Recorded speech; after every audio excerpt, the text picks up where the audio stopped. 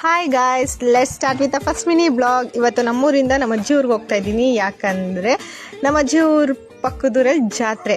ಯಾವ ಜಾತ್ರೆ ಅಂದರೆ ಬೆಟ್ಟದ ಹಲಸೂರು ಜಾತ್ರೆ. ಫುಲ್ಲು ರಶ್ ಇತ್ತು.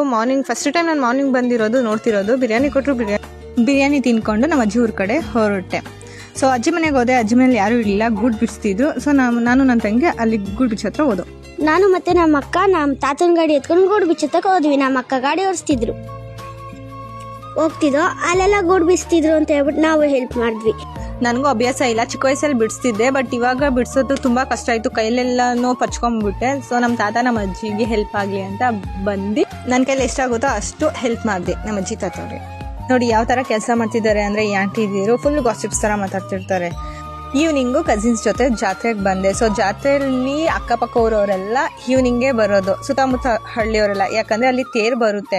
ಸೊ ಚೆನ್ನಾಗಿರುತ್ತೆ ಈವ್ನಿಂಗ್ ಟೈಮಲ್ಲಿ, ನೈಟ್ ಟೈಮಲ್ಲೆಲ್ಲ. ಹೇಗಿರುತ್ತೆ ಜಾತ್ರೆ ಅಂತ ನೀವೇ ನೋಡಿ.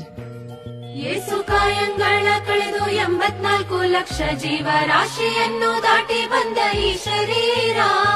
ಯೇಸು ಕಾಯಂಗಳ ಕಳೆದು 84 ಲಕ್ಷ ಜೀವರಾಶಿಯನ್ನು ದಾಟಿ ಬಂದ ಈ ಶರೀರ.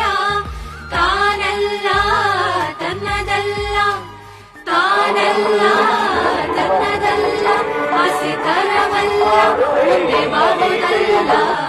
ದಾಸನಾಗು ವಿಶೇಷನಾಗು, ದಾಸನಾಗು ವಿಶೇಷನಾಗು. ನೋಡ್ತಾ ನೈಟ್ ಆಗೋಯಿತು. ಸೊ ನಾನು ನನ್ನ ಕಸಿನ್ ಜೊತೆ ಊರಿಗೆ ಹೊರಟು ಇವತ್ತಾಗಿತ್ತು ಇವತ್ತಿನ ಮಿನಿ ಬ್ಲಾಗ್. ಮತ್ತೆ ಸಿಗೋಣ. ಬಾಯ್, ಟಾಟಾ.